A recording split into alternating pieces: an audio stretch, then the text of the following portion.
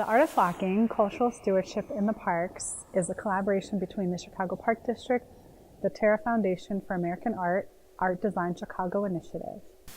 And it was inspired by writer, doula, and pleasure activist Adrienne Maree Brown, who wrote a really inspirational book called Emergent Strategy.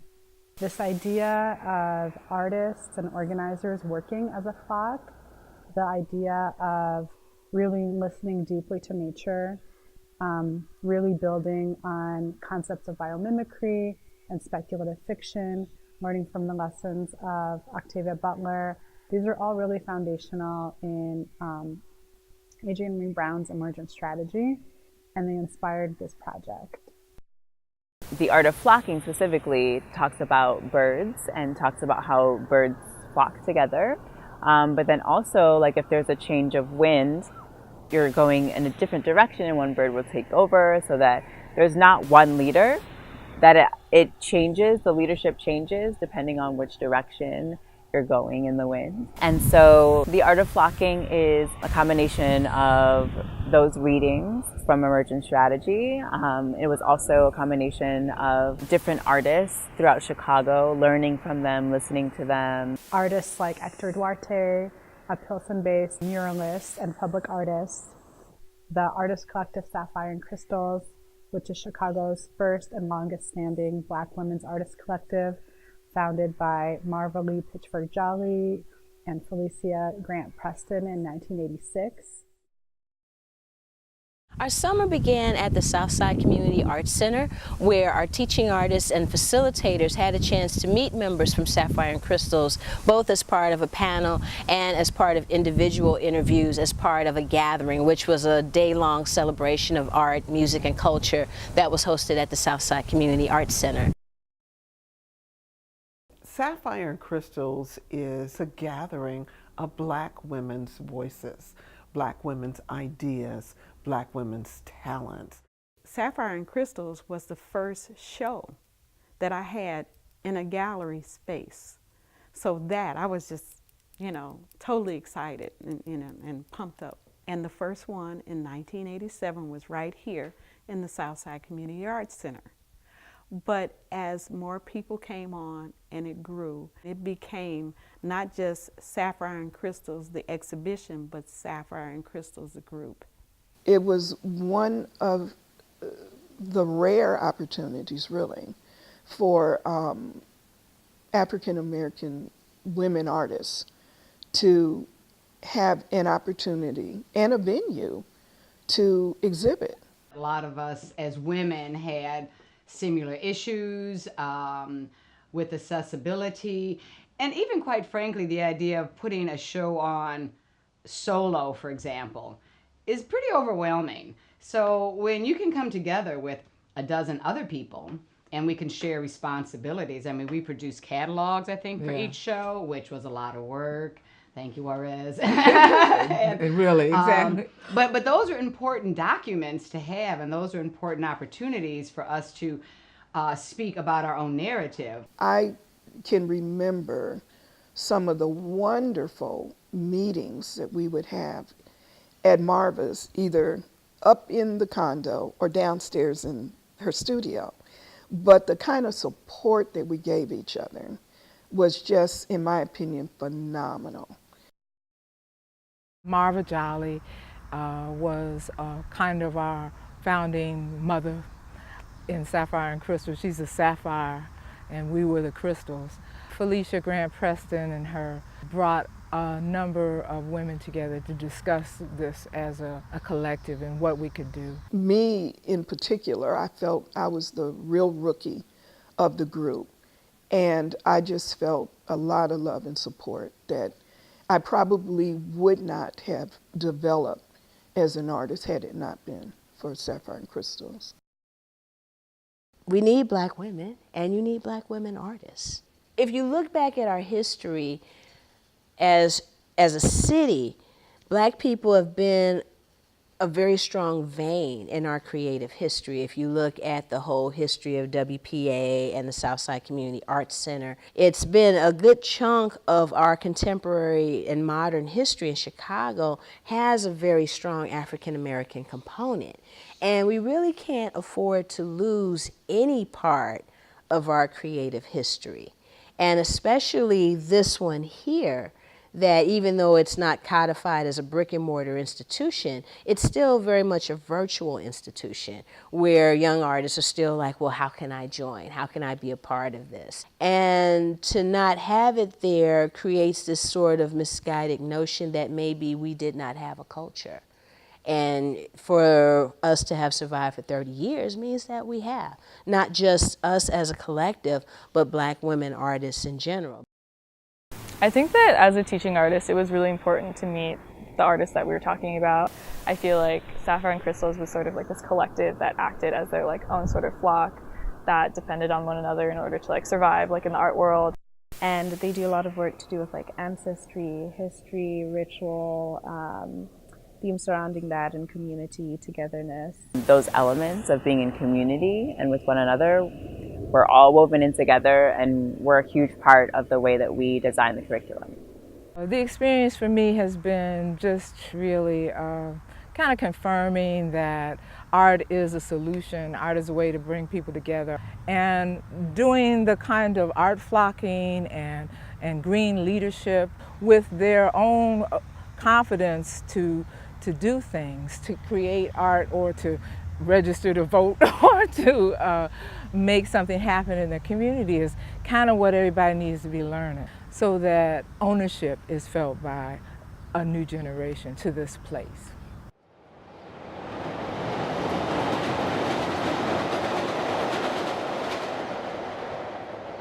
Our next visit was to the studio of Hector Duarte in Pilsen, which was just an amazing thing in and of itself to see the working space of an artist. And we started making the butterflies for our culminating project. Mi nombre es Héctor Duarte, soy pintor y vivo aquí en Pilsen, dentro de un gigante que está afuera, dentro de un gigante. Pinté este mural afuera que se llama Gulliver en el País de las Maravillas. Y estoy haciendo alusión al gigante, pero cambió un poquito la historia. La historia es un gigante latino que cruzó la frontera y ahora se está liberando, está atado con alambre de púa, y el alambre de púa representaría lo que es la frontera. Pero ese gigante representa a 11 millones de personas que no tienen pues, su registro oficial aquí en este país. Pero esos 11 millones pagan impuestos y no pueden disfrutar de los beneficios de este país. Entonces es un llamado a la gente para que podamos presionar a los políticos para que pasen la ley de amnistía o una nueva ley de migratoria, para que puedan quedarse aquí pues, y disfrutar del sueño americano, que es lo que ofrece este país, pero parece que ya no. Una cosa interesante es cuando llegué la primera vez acá, me sorprendí cuánto mexicano había. Y dije, ¿qué están haciendo estos acá? Y pues tan lejos de la frontera. Se me hizo raro y a la vez me gustó, porque pues aquí ya podía sentirme como en casa, ¿verdad? En Pilsen, además.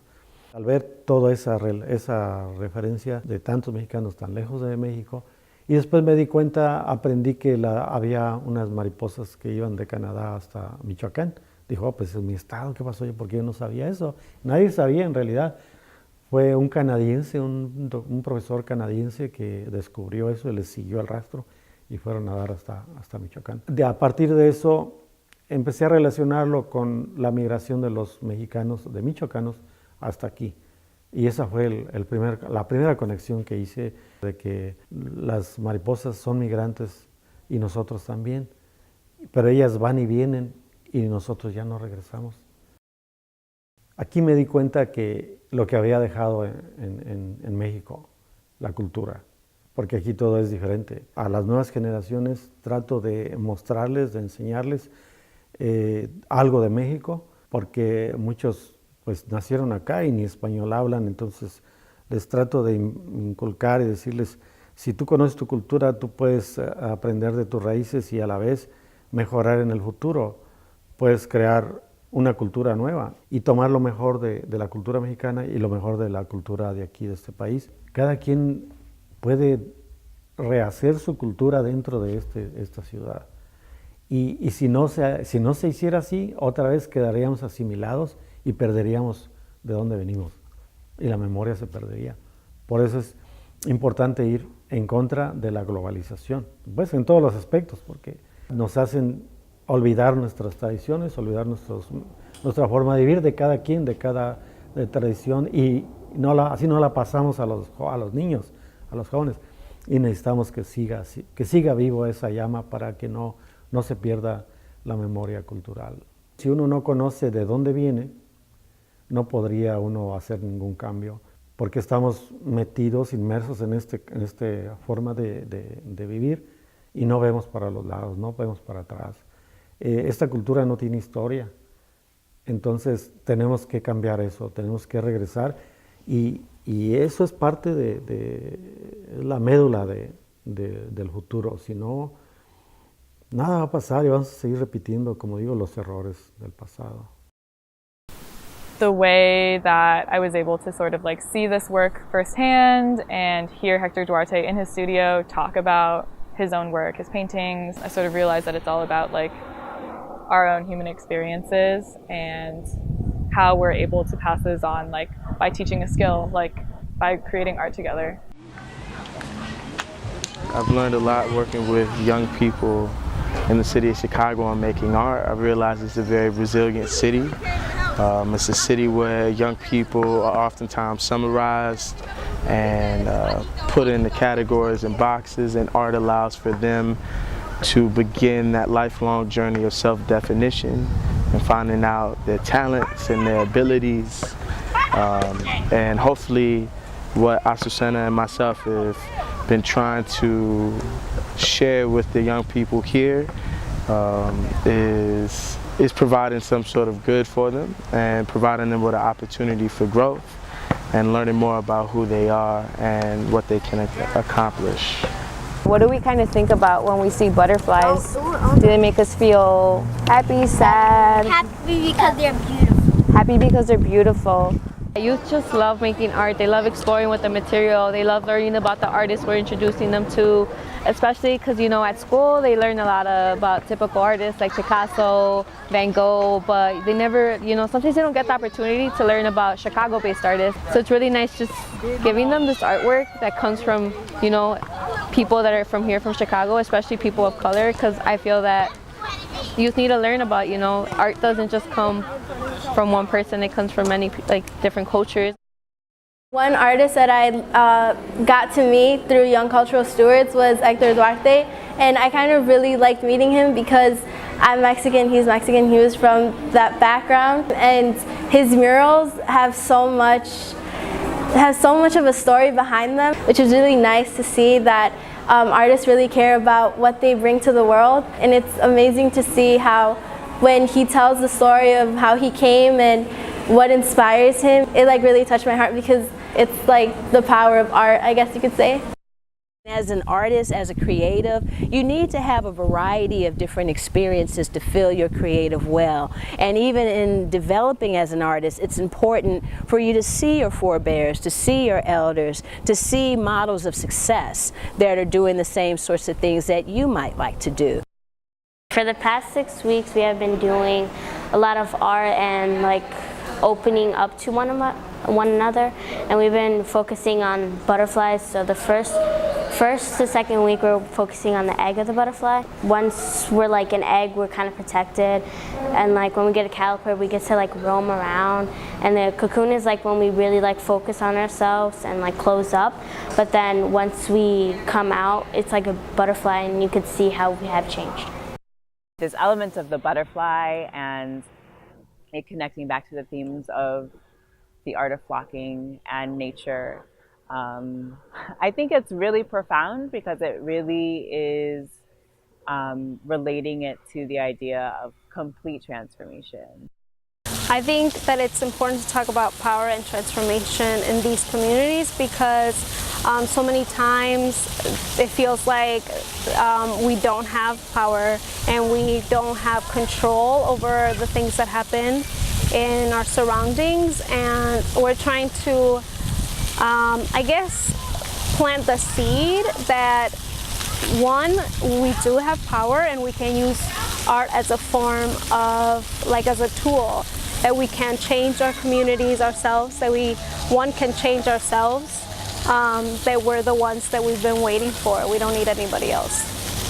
Through Young Cultural Stewards and Artseed, our hope is to use the ideas and the trauma and the joys and the, like the desires of the youth, and really show them that that is the stuff that we can use, that you use and you consciously use to become something completely different, something that is like beyond your wildest dreams. The most powerful part of this summer yet has been painting with an artist. Meeting Arlene in person was inspiring because we've talked about how she started painting on the streets. She started painting and showing off to her friends, so that's what inspired me. I've been painting in the streets too. I put myself out there, which is really scary, but it ended up being something like coming out of my shell, and I'm really glad I have. And my parents are like proud of me too. All these artists I met inspired me to do more art and to be something I couldn't imagine I would be. I'm from the South Side, so seeing work like this being done in my particular neighborhood is beautiful, and just to be a part of it is life-changing because you get to make an immediate impact on not only your neighborhood but kids that will affect them in their future. And it's imperative that our work is being done in these communities because these are the communities that lack resources and also lack faces in the community. So it's even more empowering for them to see individuals that look like them and sound like them doing work in their community, and to let the youth know that we care for them. In the community, we're known as the Forgotten. And the reason I think is because we do not get a lot of programming over here because we're so far south. We do have an opportunity to visit a bunch of other different parks and different communities, but you know what, this is from where I'm from, and I've been able to expose him to theater, culture, music, dance, all this because of our Chicago parks. And why not go? It's all free. A lot of the community cannot afford to take their kids to these performances or these circuses and plays. We have all that accessible to us for free, and we just fully take advantage of it. And I always stress to everyone in our community to go ahead and take advantage of it so that we can continue to get all these wonderful programs for the parks. This is like one of the first programs that are just very intentional about being present in like marginalized communities and being like a positive presence that is all about like giving and growing and like learning. Like when I first came to the park and the field trip, I only knew about like 2 or 3 people, including my sister. So I didn't know many of the people. But then we started hanging out a little bit more at the field trips, Everybody got to know each other, and we have like good talents out here, and so we just put them to use. I think it's important that we learn about each other because other people are so evolved around themselves, they're not really opening up to other people. And once you get to know other people, you get to know other stories and other backgrounds. In addition to the art making, I think a really huge part of the program was this sort of like social and emotional world that we as teaching artists and also like the kids in the park that were participating in the program was sort of navigating together.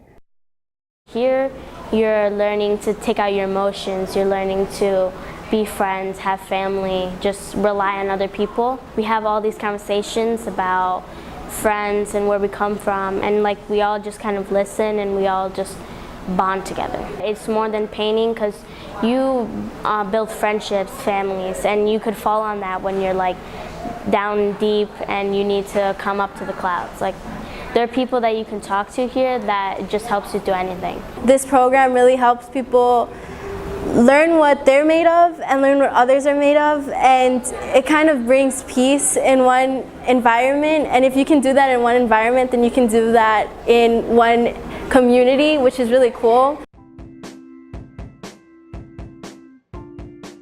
So today we're at 31st Street Beach for our culminating event.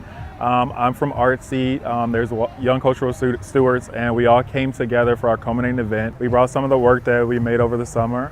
The kids made murals from the west side, in particular the art that we did on the south side. We made the one-day houses where kids reflected on houses that resemble the homes in their communities, but also the power of fixing things and taking control of your own neighborhood. Getting near the end of our programming, we started to talk about our culmination event and get them to think about how they would like to portray themselves in the public, or things that were important to them in the community that they wanted to share. So they made flags, they made banners, they made community murals, and different things that they wanted to share. Our culminating event at the end of the Art of Flocking was a butterfly parade at the Margaret Burroughs Beach. We partnered with the Jabberwocky Marionettes and young people from the Young Cultural Stewards and Artsy programs created butterflies from across 22 different parks in order to imagine a world without borders. We had a procession that went to La Ronda Paracata, Hector Duarte's public sculpture within the Burnham Wildlife Corridor. And it was really this opportunity for young people all across the city to come together, to play, to laugh, to honor these artists. Sapphire and Crystals were there. Juarez Hawkins and Arlene Turner Crawford did a beautiful ceremony, really thanking the ancestors. They created an altar in the space.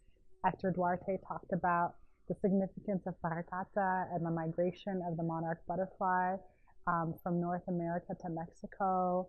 And the young people really got to be celebrated. It was just kind of a culminating expression of just being free and like playing in the beach and doing artwork and running around with butterfly wings.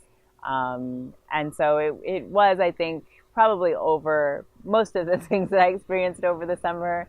It was like one vision for freedom and for transformation. There's an art to flocking, staying close enough not to crowd each other, aligned enough to maintain a shared direction, and cohesive enough to always move towards each other.